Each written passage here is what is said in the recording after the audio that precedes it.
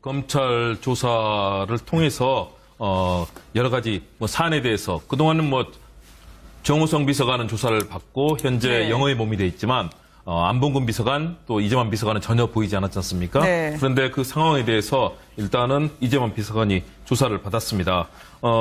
특히 이 검찰에서는 이제 이 피고발인 신분으로서 조사를 했는데요. 네. 이 관련해서 청와대에서 여러 가지 국회 출석을 거부한 경위라든가 또는 청와대 관여라든가 공모 여부 이 부분을 조사하기 위해서 이재만 비서관을 일단 소환해서 조사를 했는데요. 네. 그동안에 과연 청와대에서 어떤 일이 있었던 건지 그리고 청와대가 이런 증언에 대해서 어느 정도 공모를 한 부분이 있는 것인지 이런 사안을 밝히기 위해서 일단 검찰이 조사를 한 건데요. 네. 그동안에 전혀 등장하지 않았던 이재만 비서관의 등장으로 해서 이제는 안봉근 비서관도 사실은 등장할 가능성이 높아졌습니다. 그렇다면 그동안에 가려졌던 그 전모들이 과연 어느 정도 등장할 수 있을 것인가. 일단 검찰의 소환 조사로서 일단 그 첫 발을 떼기 시작한 것 같습니다. 사실 검찰의 네. 이번 조사가 지난번 국회 청문회에서 그 불출석을 했던 의도적으로 이 불출석을 했던 그 부분에 대해서 국회 모욕죄를 지금 적용을 해서 네. 그것 때문에 국회 모욕죄에 대한 혐의 때문에 지금 소환이 된 거거든요. 네. 그렇기 때문에 아마 지금 이재만 전 비서관을 비롯한 아마 당시 국회 청문회를 의도적으로 고의적으로 기피했던 분들은 아마 일괄 다 소환돼서 조사를 받을 것 같아요. 그런데 네. 문제는 이 국회 모욕죄가 물론 지난 3월달 국회에서 관련법이 개정됨으로써 상당히 처벌이 강화가 됐습니다만 그럼에도 불구하고 과연 이 조항만으로 과연 이재만 전 비서관에 대해서 단죄를 할 수 있을 것인가 그분의 의문이 생기는 거 사실인 거죠. 네. 그리고 또 한편으로는 지금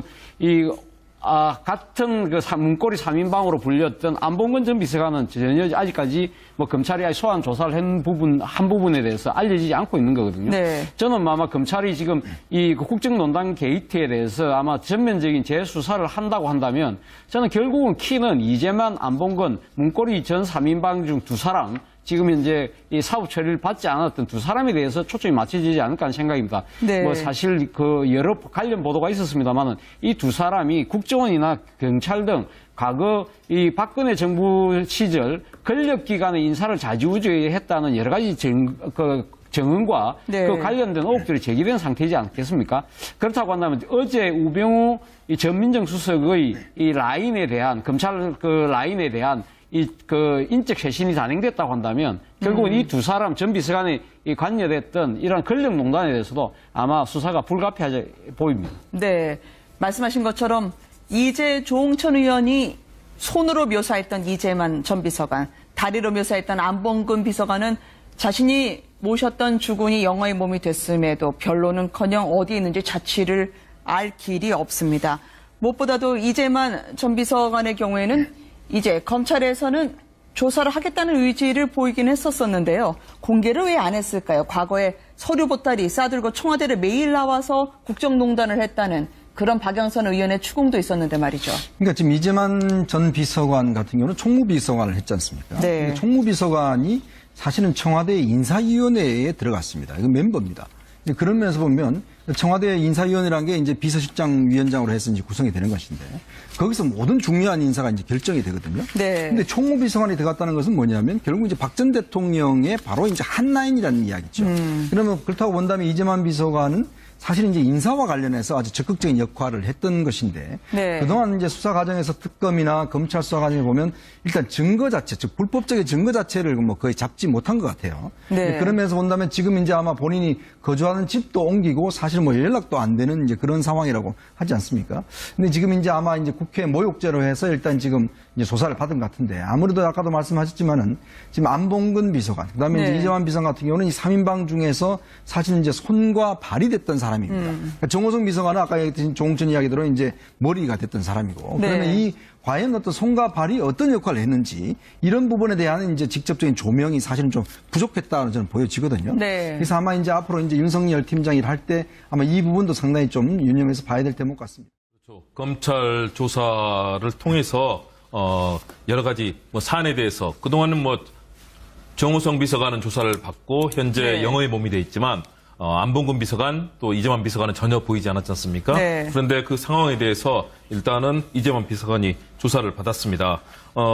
특히 이 검찰에서는 이제 이 피고발인 이 신분으로서 조사를 했는데요. 네. 이 관련해서 청와대에서 여러 가지 국회 출석을 거부한 경위라든가 또는 청와대 관여라든가 공모 여부 이 부분을 조사하기 위해서 이재만 비서관을 일단 소환해서 조사를 했는데요. 네. 그동안에 과연 청와대에서 어떤 일이 있었던 건지 그리고 청와대가 이런 증언에 대해서 어느 정도 네, 말씀하신 것처럼 이재 조홍천 의원이 손으로 묘사했던 이재만 전 비서관, 다리로 묘사했던 안봉근 비서관은 자신이 모셨던 주군이 영어의 몸이 됐음에도 변론은커녕 어디 있는지 자취를 알 길이 없습니다.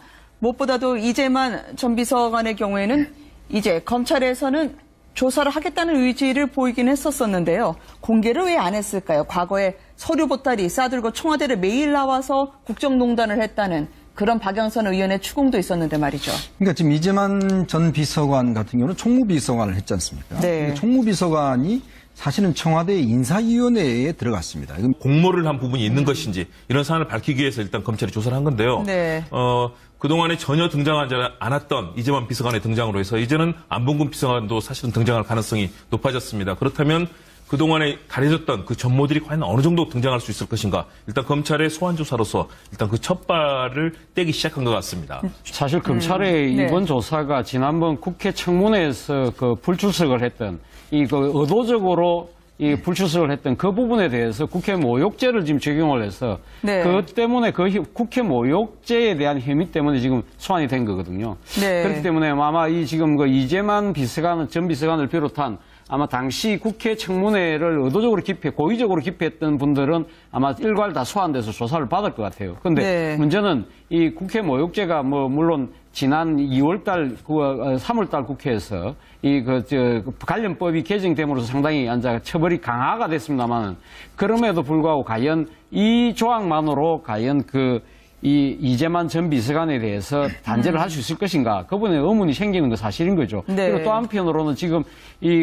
같은 문고리 3인방으로 불렸던 안봉근 전 비서관은 전혀 아직까지 검찰이 소환 조사를 한 부분에 대해서 알려지지 않고 있는 거거든요. 네. 저는 아마 검찰이 지금 이 국정농단 게이트에 대해서 아마 전면적인 재수사를 한다고 한다면 저는 결국은 키는 이재만, 안봉근, 문고리 전 3인방 중 두 사람 지금 이제 이 사법 처리를 받지 않았던 두 사람에 대해서 초점이 맞춰지지 않을까 하는 생각입니다. 네. 사실 여러 관련 보도가 있었습니다만은 이 두 사람이 국정원이나 경찰 등 과거 이 박근혜 정부 시절 권력기관의 인사를 좌지우지했다는 여러 가지 정황과 네. 그 관련된 의혹들이 제기된 상태이지 않겠습니까?